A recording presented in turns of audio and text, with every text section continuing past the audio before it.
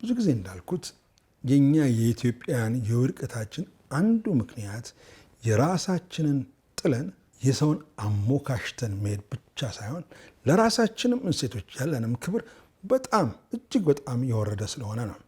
በተለይ ይህ የብሔር ፖለቲካ የሚባል ፍልስፍና ካነቀን ወዲህ አንዱ የአንዱን አጣጥሎና አደፋፍቶ ካልተረከው በቀር ምሁራዊ ትንታኔ የሰጠ የማይመስለው ድኩማን ትውልድ ፈጥረናል።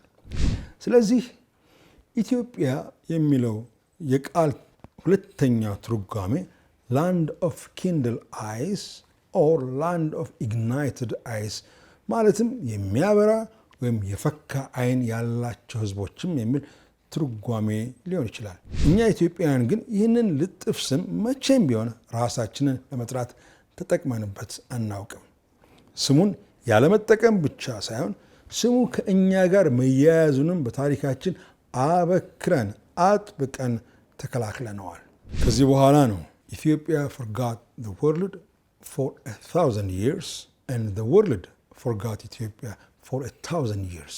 ኢትዮጵያ ለምን ለሺህ ዓመታት ረሳች፣ እርሷም ለሺህ ዓመታት በዓለም ተረሳች የሚለው አባባል በፈረንጆቹ ዘንድ ሲባል የምንሰማው። ሉተር በተለያዩ ጽሑፎች ውስጥ ኢትዮጵያን 85 ጊዜ አቢሲኒያ በሚል ስያሜ ሳይሆን ኢትዮጵያ በሚለው ስያሜዋ አንስቷታል። 15 ጊዜ ደግሞ የኢትዮጵያ ክርስቲያን መንግስት በማለት ገልጿታል። ሉተር ኢትዮጵያን በአሕዛብ ክርስትና በመጀመሪያ የተቀበለችና የካቶሊካውያንን ተጽዕኖ እምቢ ብላ በጽናት የቆመች ሀገር እያለም ያሞካሻት ነበር።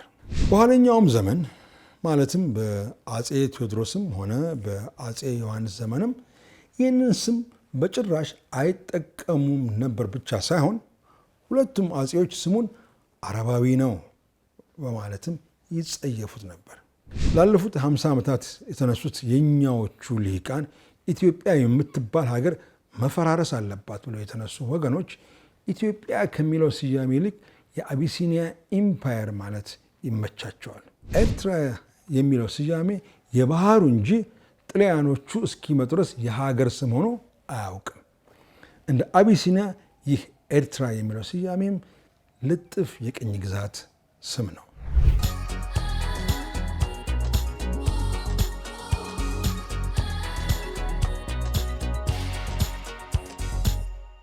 አቢሲኒያ ልጥፍ ስም። ይህን ጽሑፍ ሳዘጋጅ የዶክተር ሰርገው ሀብለስላሴ፣ የዶክተር ታደሰ ታምራት፣ የዶክተር ሽፈራው በቀለ፣ የቴዎድሮስ ደመቀና የዶክተር አንዱዓለም አባተን መጽሐፍት አገላብጫለሁ፣ አይቻለሁኝ። እንዲሁም የቫቲካንን፣ የኢየሩሳሌምን፣ የለንደንን፣ የፓሪስንና የሊዝበንን ወይም ፖርቹጋል መጽሐፍት ቤትንና የየመንግስታቱን አርካይቭ በድህረ መረብ አማካይነት የምችለውን ያህል ወይም እነርሱ የፈቀዱልኝን ያህል መረጃዎችን ለማሰባሰብ ሞክሬያለሁ። ዛሬ ላወጋችሁ የፈለግኩት ለዘመናት በላያችን ላይ ተጣብቆ ስላለው አቢሲኒያ ተብሎ ስለምንጠራበት ስያሜ ነው። ስሙ ከየት መጣ? እኛ ኢትዮጵያውያን ይህን ስም ተጠቅመንበት እናውቃለን? ለምን አባቶቻችን ይህን ስም ላለመጠቀም አጥብቀውና ሆነ ብለው ተከላከሉት? ብዙ ጊዜ እንዳልኩት የኛ የኢትዮጵያን የውድቀታችን አንዱ ምክንያት የራሳችንን ጥለን የሰውን አሞካሽተን መሄድ ብቻ ሳይሆን ለራሳችንም እሴቶች ያለንም ክብር በጣም እጅግ በጣም የወረደ ስለሆነ ነው። በተለይ ይህ የብሔር ፖለቲካ የሚባል ፍልስፍና ካነቀን ወዲህ አንዱ የአንዱን አጣጥሎና አደፋፍቶ ካልተረከው በቀር ምሁራዊ ትንታኔ የሰጠ የማይመስለው ድኩማን ትውልድ ፈጥረናል። ስለዚህ ጉዳይ ወደ ኋላ መለስበታለሁ። ባለፈው ጳጉሜ ስትዘከር በሚለው ፖድካስቴ ላይ እንዳልኩት ከግብፅ በታች ያለውን ሰፊ ግዛት ወይም ሆርን ኦፍ አፍሪካ እንዲሁ በደፈናው ኩሽ ወይም ኢትዮጵያ ብሎ መጥራት ለግብፃውያን ሆነ ለግሪካውያን እንዲሁም ለባዘንታውያን የተለመደ ነው። ባዘንታውያን የሚባሉት በተለይ ከ7ኛው ክፍለ ዘመን እስከ ቱርክ ኢምፓየር ገኖ እስኪወጣ ድረስ ቱርክን፣ በከፊል ጣሊያንን፣ ፖርቱጋልን፣ ስፔንን፣ ግሪክን፣ ሊቢያን፣ ቱኒሲያን፣ ሰፋ ባለመልኩ ሰሜን አፍሪካንን ጨምሮ ያሉት ሀገራት ናቸው። ነገር ግን አረቦችና ግብፃውያኑ በተለይ አክሱማውያንን ሀበሻ ወይም ድብልቅ ህዝብ ብለው ይጠሩ ነበር።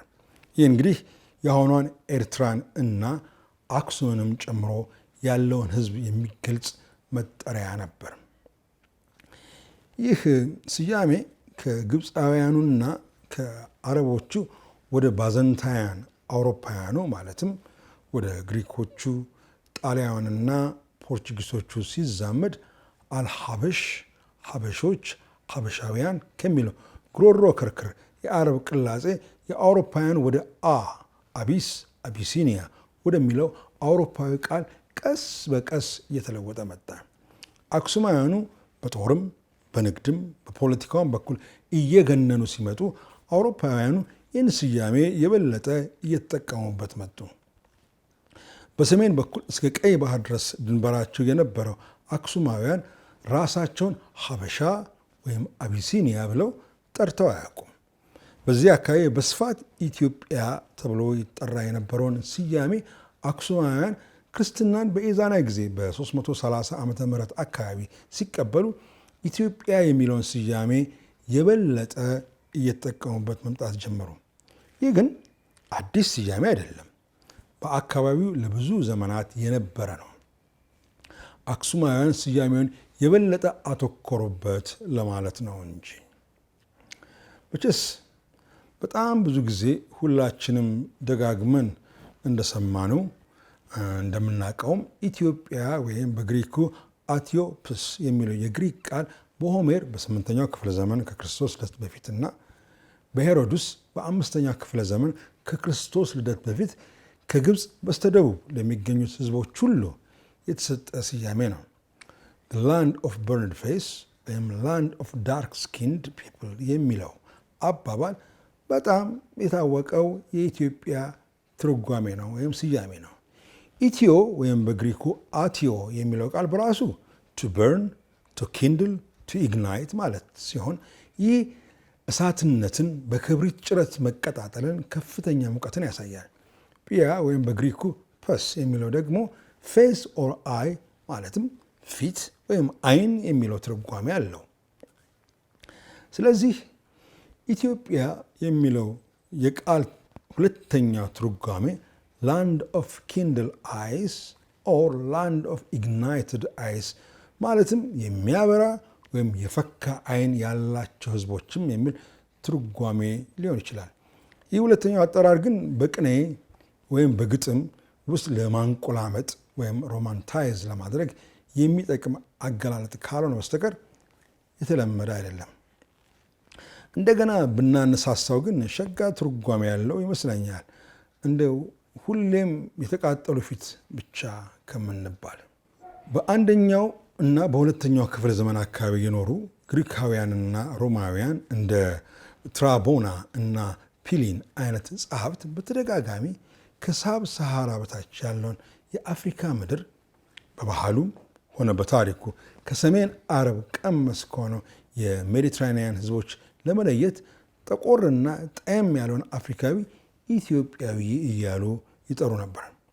ከክርስቶስ ልደት 200 ዓመት ቀደም ብሎና ከክርስቶስ ልደት በኋላ እስከ 900 ዓመተ ምህረት ድረስ በአሁኗ ትግራይ አካባቢ መሰረቱን ያደረገው የአክሱማውያን ህዝብ ወደ ላይ ቀይ ባህርን ተሻግሮ ወርታች ደግሞ የአሁኑን ሱዳንን ጨምሮ ጠንካራ ጦርና የኢኮኖሚ አቅም የነበረው ህዝብ ነበር።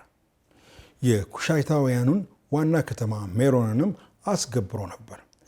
የራሱ የሆነ የመገበያያ ገንዘብ፣ የዳበረ ቋንቋና የተለያዩ ሃይማኖቶች እንዲሁም ፍልስፍናዎች የሚሽከረከሩበት የጥበብ ማዕከልም ነበር አክሱም።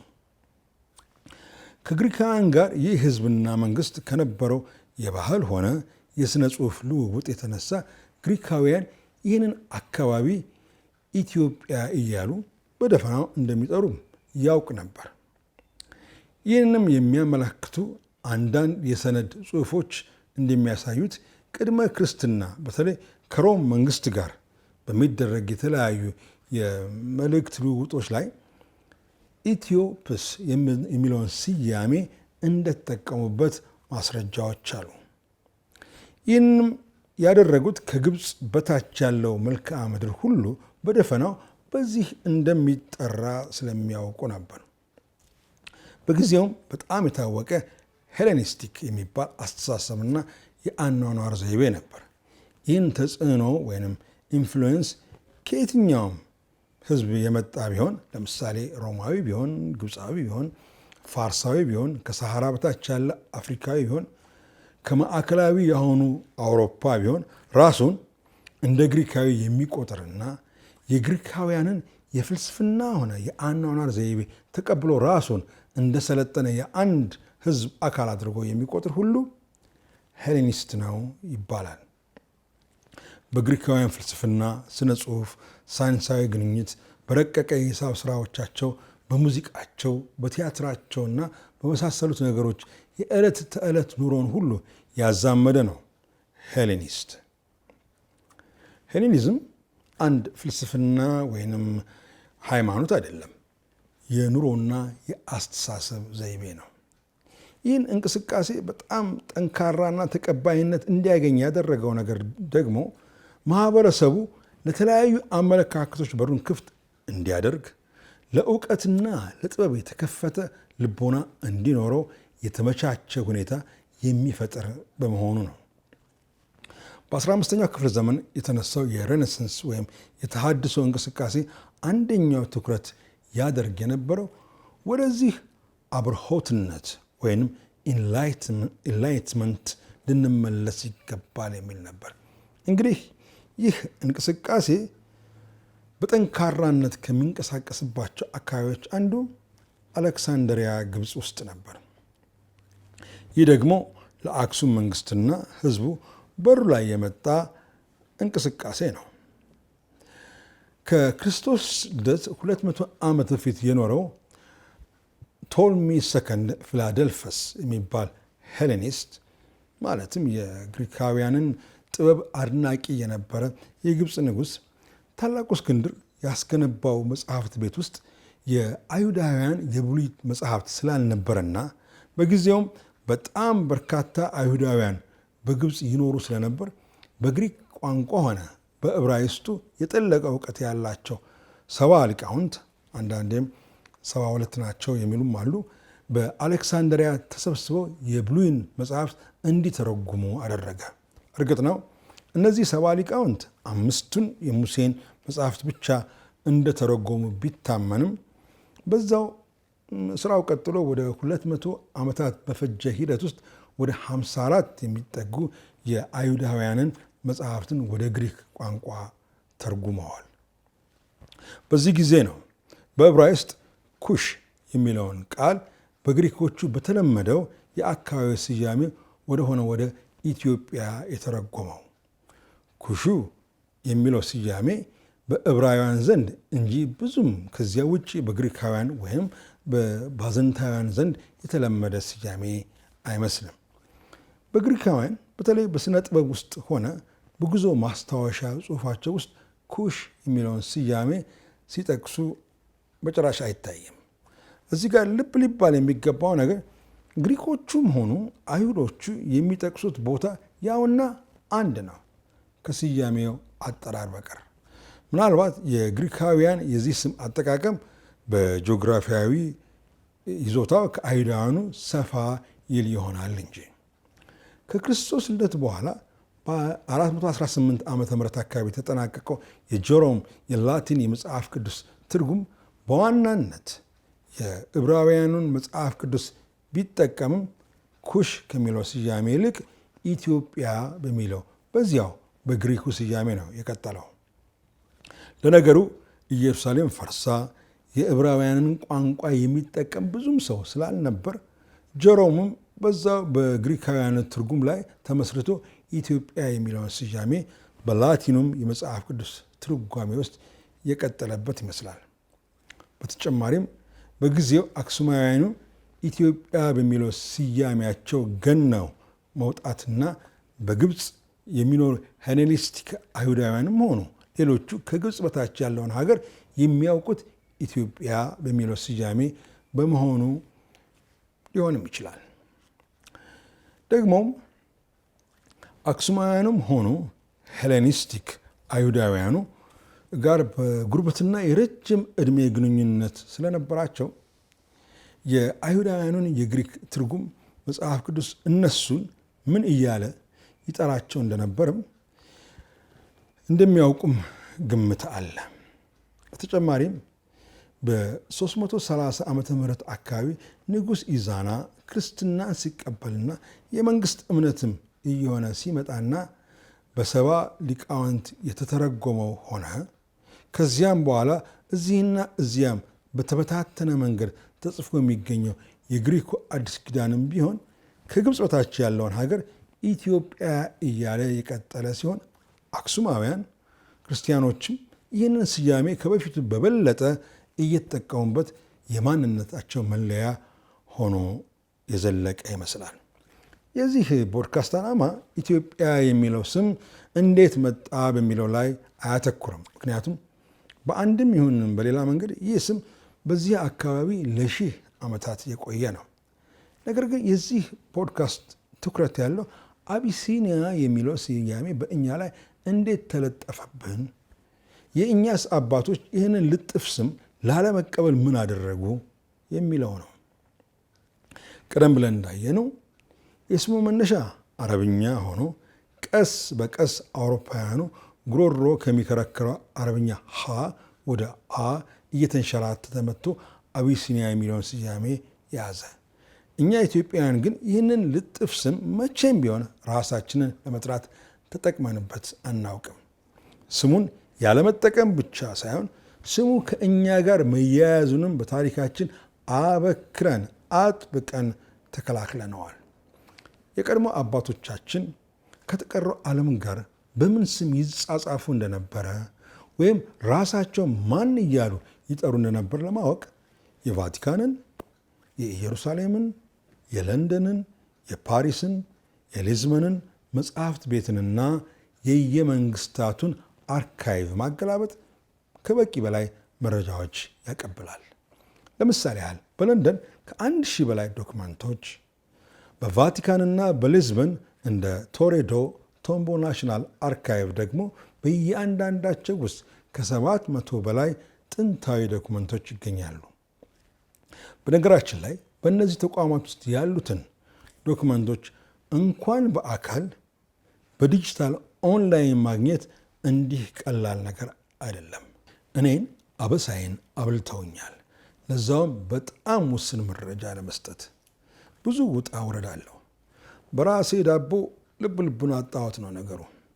በቀላሉ በማይታለፍ ውስብስብ ቢሮክራሲ መንገዱን ዘግተውታል፣ ለአጥኚዎችም እንኳን ሳይቀር።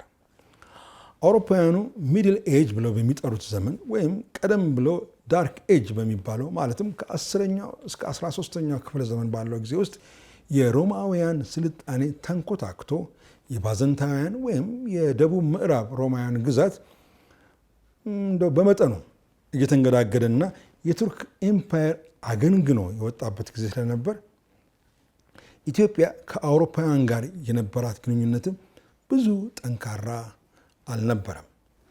ከባዘንታውያን አውሮፓውያን ጋር ግን በኦርቶዶክሳዊ እምነቷ የተነሳ የተሻለ ግንኙነት ነበር። እንደ ደብረ ዳሞ አይነት ገዳማት በአሌክሳንድሪያ ከሚገኙት የኮፕቲክ ኦርቶዶክሳውያንና በዛም በኩል በግሪክና በቱርክ ከሚገኙ ክርስቲያኖችም ጋር ግንኙነት ነበራቸው።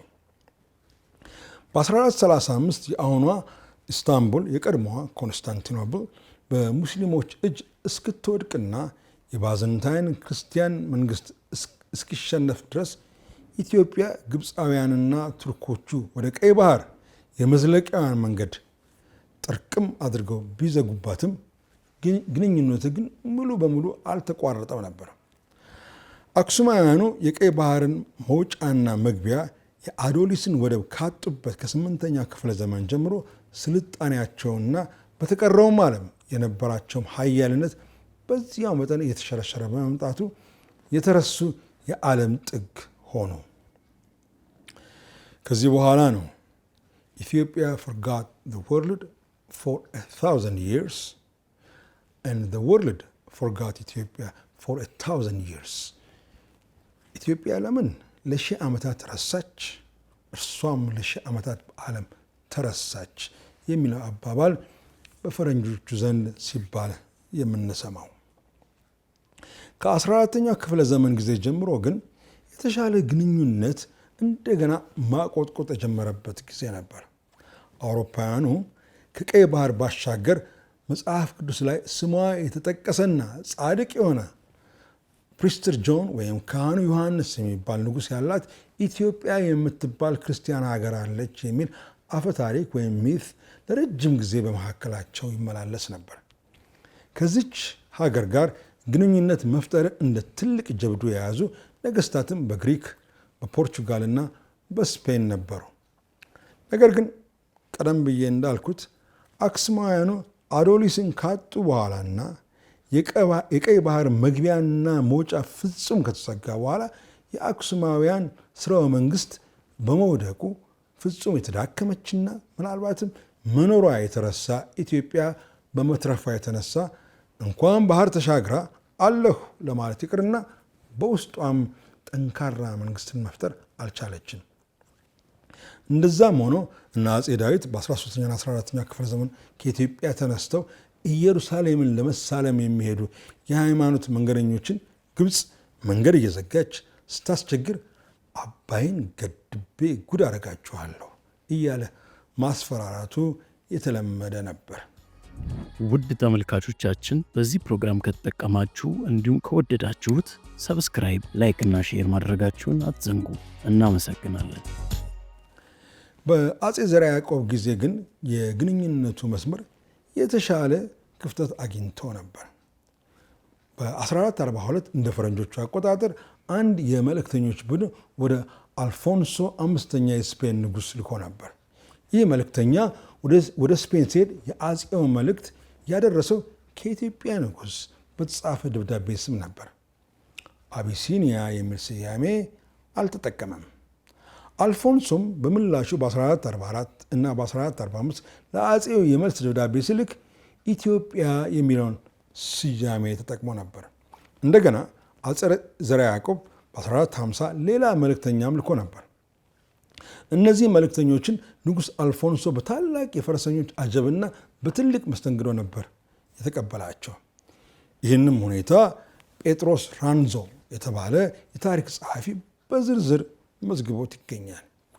ይህ የደብዳቤ ግንኙነት ከአፄ ዘርዓ ያዕቆብ በፊትም 20 ዓመት ቀደም ብሎ በአፄ ይስሐቅ ዘመንም የተሞከረ ነበር። በ1421 አፄው ለስፔን ንጉሥ ለአልፎንሶ የንግድና የወታደራዊ ትብብር በመካከላቸው እንዲመሰርት ከመጠየቁም በላይ በሁለቱ የነገስታት ቤተሰብ መሃል የጋብቻ ትስስር እንዲኖር ጠይቆ ነበር። አፍሪካዊው ለአውሮፓዊ ማለት ነው። ከዚህም ቀደም ብሎ ፔትሮ ሮንቡሎ የሚባል ሰው በአፄ ዳዊት ዘመን መንግስት በ1348 ኢትዮጵያ የኖረና ወደ ህንድና ከዚያም አልፎ ወደ ቻይና የንጉሥ መልእክት ይዞ ሄዶ ነበር።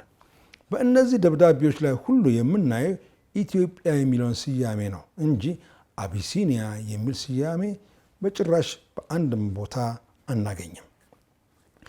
ንጉሥ አልፎንሶ በ1450 ከዚያም በ1452 ከዚያም በ1453 ሶስት ጊዜ የመልስ ደብዳቤ ለአፄ ዘርዓ ያዕቆብ ጽፎ ነበር ባይደርሰውም።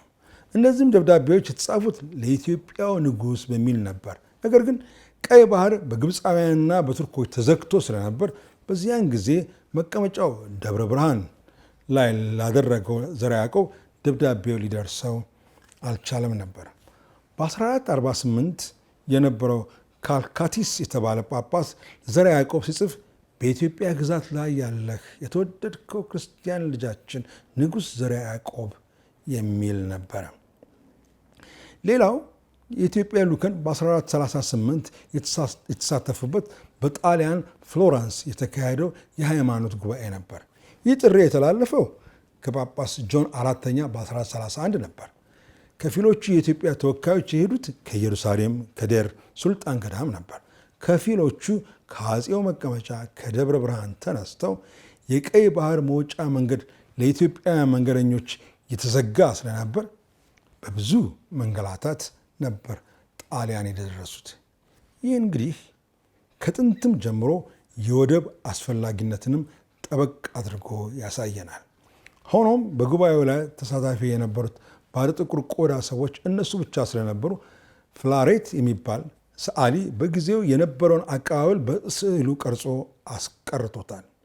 እንዲሁም ማልቲዮ ሳልቫዶሪ የሚባል የታሪክ ከታቢ ደግሞ ኢትዮጵያውያኑ ለስብሰባ የነበራቸውን ከፍተኛ ተጠራጣሪነትና በመጨረሻም ከስብሰባው ለቀው እንደወጡ በሰፊው ዘግቦታል። ኢትዮጵያውያኑ በጉባኤው ላይ ያለመደሰት ዋናው ምክንያት ያው በካቶሊካውያኑና በኦርቶዶክሳውያኑ መካከል በ1054 በተፈጠረው ታላቁ ስኪዝም የተነሳ ነው፣ ወይም መከፋፈል። ስለዚህ የ1054 ስኪዝም ታሪክ ሌላ ጊዜ በሰፊው እመለስበታለሁ። ሆኖም ይህ ጉባኤ ሌላ ትልቅ የዲፕሎማሲ ግንኙነት ለአጼ ዘርዓ ያዕቆብ ከፍቶለት ነበር። በኋላም በአጼ ንብነ ድንግልና በምስራቁ አሚር ኢባን ኢብራሂም ወይም በዘልማድ ግራኝ መሐመድ በሚባለው ጦርነት ጊዜ ከፖርቹጋል የወታደር እርዳታ ለማግኘት መንገዱ የተመቻቸ ነበር። ዋና ነጥብ ያለው በዚህ ጉባኤ ላይ የተገኙት ተወካዮች ኢትዮጵያ በሚለው ስያሜ እንጂ አቢሲኒያ በሚል ስያሜ አልነበረም። እዚህ ጋር ሌላ የታሪክ ገጠመኝ ማንሳት መልካም ይመስለኛል። ማርቲን ሉተር በ1534 ከኢትዮጵያዊ ዲያቆን ሚካኤል ጋር በጀርመን ተገናኝተው የሥነ መለኮት ውይይት አድርገው ነበር። ሉተር በተለያዩ ጽሑፎች ውስጥ ኢትዮጵያን 85 ጊዜ አቢሲኒያ በሚል ስያሜ ሳይሆን ኢትዮጵያ በሚለው ስያሜዋ አንስቷታል። 15 ጊዜ ደግሞ የኢትዮጵያ ክርስቲያን መንግስት በማለት ገልጿታል። ሉተር ኢትዮጵያን በአሕዛብ ክርስትና በመጀመሪያ የተቀበለችና የካቶሊካውያንን ተጽዕኖ እምቢ ብላ በጽናት የቆመች ሀገር እያለም ያሞካሻት ነበር። ከኢየሩሳሌም ጋር ያለን ግንኙነት ከዚህም ጊዜ በጣም ይቀድማል። በ636 ዓ ም ላይ በሱልጣን አሚር አቦን ኢልኪታስ በተጻፈ ደብዳቤ ኢትዮጵያውያን ተላላፊ መንገደኞች ሳይሆኑ በኢየሩሳሌም ቋሚ ነዋሪዎች ስለሆኑ የመኖሪያ ቦታ እንዲሰጣቸው የጻፈ ደብዳቤ ዛሬም በቫቲካን መዛግብት ቤት ውስጥ ይገኛል። አሁን ኢትዮጵያ በኢየሩሳሌም የምታስተዳድረው ቦታ አንዳንዴም እያነሰ አንዳንዴም እየጨመረ እስካሁን ድረስ አለ። ለእነዚህ ከትውልድ ወደ ትውልድ በብዙ ጦርነትና ስቃይ ውስጥ የመስቀል ጦርነትንም ጨምሮ ማለት ነው ቦታውን አስከብረው ለኖሩ መነኮሳት አፄ አምደ ጽዮን በ1314 እስከ 1344 የነገሰ ሲጽፍ እኔ የኢትዮጵያ ንጉሥ የሆንኩ ንጉሥ አምደ ጽዮን በኢየሩሳሌም ለምትገኙ አባትና ወንድሞቼ በጸሎታችሁ አስቡኝ እያለ ይጽፍላቸው ነበር። እኔ የአብሲኒያ ንጉሥ አምደ ጽዮን አላለም። ይህ ደብዳቤ በቫቲካን ይገኛል።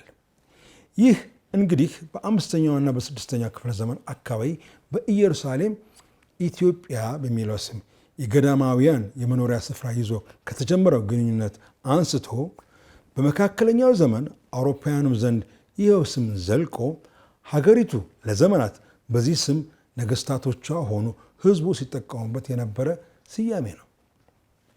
የካቶሊክ ሆነ የፕሮቴስታንት ሚስዮናውያንም ሲመጡ ነገስታቶቻችሁ ሆነ በኋላም በዘመነ መሳፍንትም ጊዜ ቢሆን ራሳቸውን በጭራሽ አቢሲኒያ ብለው የጠሩበት ጊዜ የለም። ሃይማኖታዊ ሆነ ፖለቲካዊ ወይም የንግድ ግንኙነትንም ሲመሰርቱ ሁሌም የሚጠቀሙት ኢትዮጵያ የሚለውን ስያሜ እንጂ አቢሲኒያ የሚለውን ስያሜ አይደለም። በኋለኛውም ዘመን ማለትም በአፄ ቴዎድሮስም ሆነ በአፄ ዮሐንስ ዘመንም ይህንን ስም በጭራሽ አይጠቀሙም ነበር ብቻ ሳይሆን ሁለቱም አፄዎች ስሙን አረባዊ ነው በማለትም ይጸየፉት ነበር። አፄ ምኒልክም የአድዋው ጦርነት ሲጠናቀቅ በፊርማው ዶክመንት ላይ ያረፈው ስም በኢትዮጵያ ንጉሠ ነገሥት አፄ ምኒልክና በኢጣሊያዊ ንጉሥ ኢምቤርቶ አንደኛ በተወካዩ ናራዚኒ በኩል የሚል ነበር። እንግሊዞቹና ሌሎቹ አውሮፓውያን ግን በየመዛግብቶቻቸውና በዜናዎቻቸው ላይ ትሪቲ ቢትዊን ኢታሊ ኤንድ አቢሲኒያ ነበር የሚሉት። በንግሥት ዘውዲቱም ሆነ በኋላ በአፄ ኃይለ ሥላሴ ዘመንም እኛ ስማችን ኢትዮጵያ ነው ስንል፣ ፈረንጆቹ ደግሞ እኛ ስማችሁን አቢሲኒያ ብለነዋል፣ አርፋችሁ በዚህ ስም ተጠቀሙ እያሉ ሲነዘንዙን ብዙ ዓመታት አልፈዋል።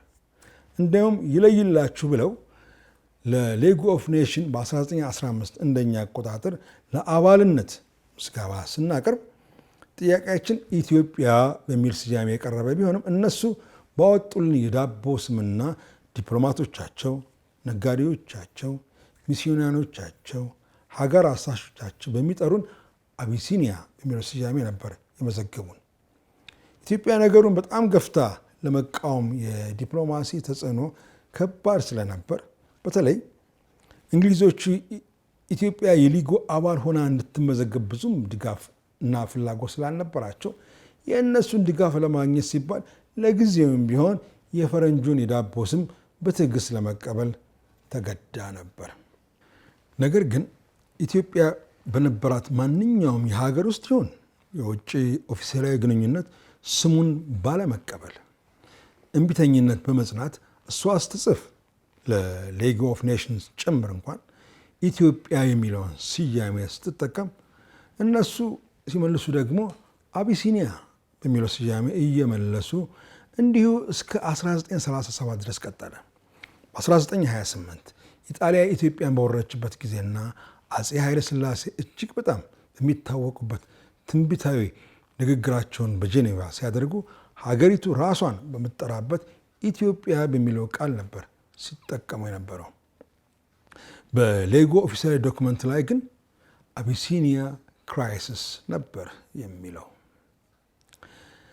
ከሁለተኛው የዓለም ጦርነትና ፍጻሜና በተባበሩት መንግስታት ምስረታ ጊዜ ኢትዮጵያ ራሷን አቢሲኒያ ብላ እንደማትጠራና የሀገሪቷ ኦፊሴላዊ ስያሜ ኢትዮጵያ መሆኑን በአጽንኦት በመግለጿ ከ22 ዓመት ያላቋረጠ ትግል በኋላ ስሟን ራሷ በመረጠችው እንጂ ፈረንጅ ከ16ኛ ክፍለ ዘመን ጀምሮ ለ500 ዓመታት ገደማ ሊጭንባት የሞከረውን አረባዊ ፈረንጃዊ ስምን አንዴም እሺ ብላ ሳትቀበልና የዳቦ ስሙን ላወጡት ለነዛው ፈረንጆች ትታላቸው በአሸናፊነት ስሟን አስከብራ ኖራለች።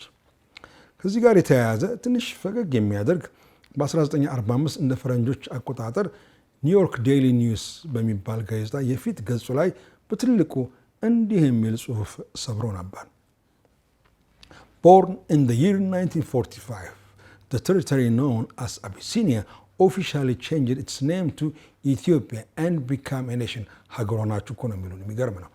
ሃፒ በርዝዴይ ኢትዮጵያ ይላል። ጋዜጣው የታተመበት አሜሪካ የሚባለው ሀገር ሳይፈጠር በፊት የነበርንን እኛን እንኳን ሀገር ሆናችሁ እንኳን ተወለዳችሁ ሃፒ በርዝዴይ አሉን። ዘይገርም ነው። አንቹ ታመጪው አንቹ ታሮጩ አለ የሀገሬ ሰው የሚለው ቢቸግረው። ለመሆኑ ይህ አቢሲኒያ የሚለው ስም እንዴት በአውሮፓውያን መካከል ተቀባይነት ያለው ስም ሆኖ ተገኘ የሚለው ጥሩ ጥያቄ ይመስለኛል።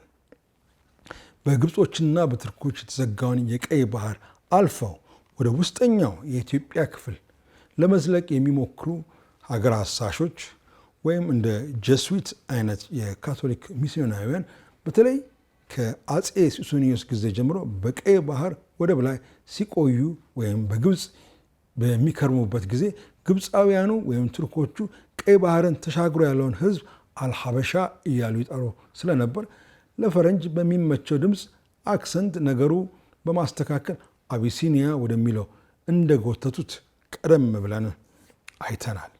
ሆኖም ወደ ሀገር ውስጥ ዘልቀው ሲገቡ ቀይ ባህርን ተሻግረው ሲዘልቁ ማለት ነው፣ ህዝቡ ሆነ ነገስታቱ ራሳቸውን በዚያ ስም እንደማይጠሩ ቢገነዘቡ ወደ ሀገራቸው መልእክት ሲለዋወጡ ግን አቢሲኒያ የሚለውን ስም ነበር የሚጠቀሙት።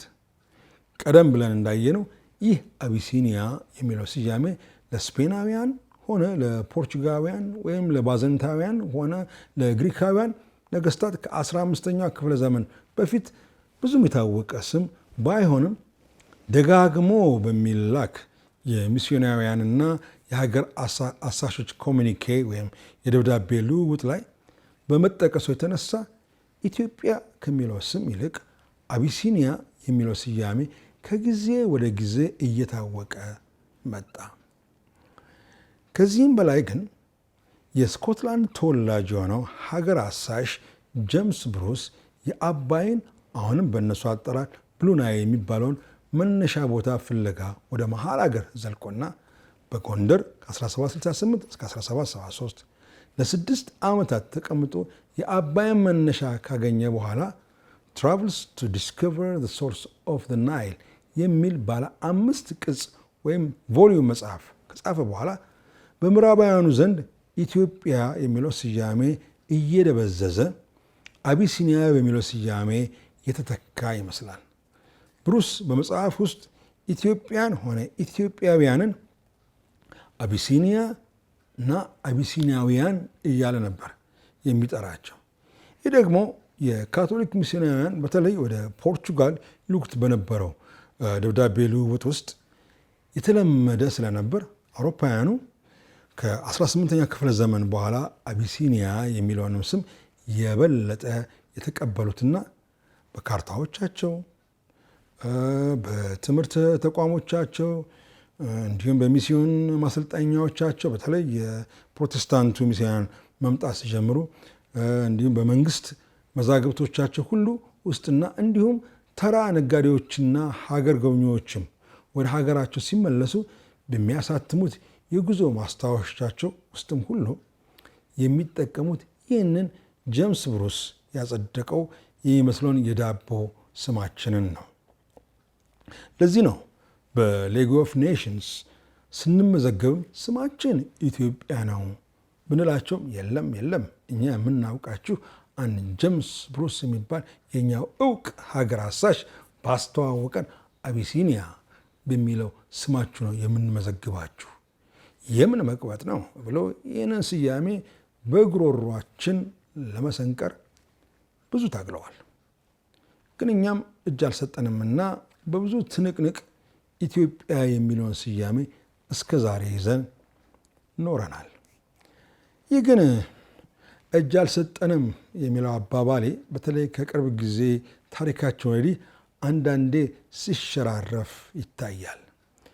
ላለፉት 50 ዓመታት የተነሱት የኛዎቹ ልሂቃን ኢትዮጵያ የምትባል ሀገር መፈራረስ አለባት ብለው የተነሱ ወገኖች ኢትዮጵያ ከሚለው ስያሜ ይልቅ የአቢሲኒያ ኢምፓየር ማለት ይመቻቸዋል። በተለይ የዘውጌ ልሂቃኑ በዚህ ኢትዮጵያ በሚለው ስም ሀገሪቱን መጥራት የማይፈልጉት ኢትዮጵያ የምትባል ሀገር በታሪክ ኖራ አታውቅም፣ ካለችም የ100 ዓመት ዕድሜ ያላት ትላንት መጥ እንጂ የጥንት ስሟማ አቢሲኒያ ነው ለማለት ነው። የፈረንጅ ልጥፍ ስምን አንግበው ማለት ነው። እንግዲህ ሀገራዊ አባባል ስም ይወጣል ከቤት ይከተላል ጎረቤት ቢሆንም በዚህ ዘመነ ግርንቢጥ ግን ስም ያወጣል ጎረቤት ይከተላል ባለቤት የሆነ ይመስላል። አሁን ትግሉ ከባህር ማዶ ካሉት ፈረንጆች ጋር ሳይሆን ከእኛው የታሪክ ቀበኞች ጋር ነው። እንግዲህ በዚህ ጉዳይ ላይ ያለ ስማችን ስም ሰጥቶ ለስም ጠሪ የሰጠነን ጄምስ ብሩስን ወቃሾች ሳንሆን የምንቀር አይመስለኝም። በነገራችን ላይ የኤርትራን ጉዳይ ተመሳሳይ ነው። ጣሊያን በቀይ ባህር ዙሪያ የራሷን የቅኝ ግዛት መንበር መትከል ስትጀምር ግሪኮቹ የቀይ ባህርን ኤርትራ ብለው ይጠሩት ስለነበር ጣሊያንም ያንን አካባቢ በ1890 መቆጣጠር ስትጀምር አካባቢው ጠቅለል ባለ ስም ባህረ ነጋሽ ተብሎ ከሚጠራበት ወደ ቅኝ ግዛታዊ ስም ኤርትራ ብላ ሰየመችው። የግሪኮችን ስም አጠራር ተከትላ ማለት ነው። የኤርትራ ልሂቃን እንደሚሉ አካባቢው ከጥንትም ኤርትራ ተብሎ ይጠራል ይሉናል። ልክ ነው። ባህሩ በግሪኮች ዘንድ ኤርትራ ተብሎ ይጠራል። ትርጓሜም ሬድሲ ወይም ቀዩ ባህር ማለት ነው። ምናልባት በአካባቢው በብዛት ቀይ አልጌ ሳይኖር አይቀርም ነበር የሚል መላምትም አለ ከስሙ ጋር ተያይዞ። ነገር ግን ኤርትራ የሚባል የሀገር ስም ወይም ምድር በ1890 ጣሊያኖች ሰፍረውበት እስኪሰይሙ ድረስ አልነበረም። በዚህ ስም ይጠራ የነበረ ሕዝብ ወይም በዚህ ስም ዲፕሎማሲያዊ ወይም ሃይማኖታዊ ወይም የንግድ ልውውጥ ከ1890 በፊት ያደረገ ህዝብም ሀገርም በታሪክ አይገኝም። ኤርትራ የሚለው ስያሜ የባህሩ እንጂ ጣሊያኖቹ እስኪመጡ ድረስ የሀገር ስም ሆኖ አያውቅም። እንደ አቢሲኒያ ይህ ኤርትራ የሚለው ስያሜም ልጥፍ የቅኝ ግዛት ስም ነው።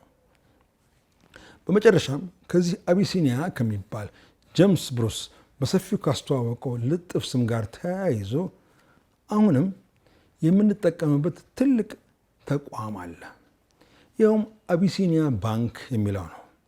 እንደ ሀገራችን አቆጣጠር በ1898 ዓ ም ባለቤትነቱ የእንግሊዞች የሆነ በግብፅ የሚገኝ ባንክ ከፍተኛ ሼር ይዞ ባንክ ኦፍ አቢሲኒያ የሚባል ባንክ አቋቋመ። እንግዲህ ስራው መሰረቱ ግብፅ ነው ማለት ነው። በ1923 ቀዳማዊ ኃይለ ሥላሴ ከእንግሊዞች ላይ ሙሉን ሼር ገዝተው ባንኩን በመረከብና ስሙንም ባንክ ኦፍ ኢትዮጵያ የኢትዮጵያ ባንክ ብለው ሰየሙት። ይህ የመጀመሪያው አፍሪካዊ ባንክ ነው ሙሉ በሙሉ በአፍሪካውያን የሚተዳደርና የተያዘ። ከላይ ደጋግሜ እንዳነሳሁት የኢትዮጵያ መሪዎች መቼም ቢሆን አቢሲኒያ የሚለውን ስያሜ ተቀብለውት አያውቁም። በ1935 ጣሊያን ከሀገር ከተባረረ በኋላ ጃንሆይ የባንኩን ስም በማሻሻል ስቴት ባንክ ኦፍ ኢትዮጵያ ወይም የኢትዮጵያ መንግስት ባንክ አሉት። የዚህ የአቢሲኒያ ባንክ ስያሜ ግን እንደገና በ1988 ከ90 ዓመት በኋላ ተመልሶ መጥቷል። መቼስ እንደ ሀገራችን ብሂል ስም ይወጣል ከቤት ይከተላል ጎረቤት ቢሆን ይሻል ነበር። ለማንኛውም አቢሲኒያ ልጥፍ ስም እንጂ እኛ ራሳችንን መቼም በዚህ ስም ጠርተን አናውቅም። ውድ ተመልካቾቻችን ሰብስክራይብ፣ ላይክ እና ሼር ስላደረጉ እናመሰግናለን።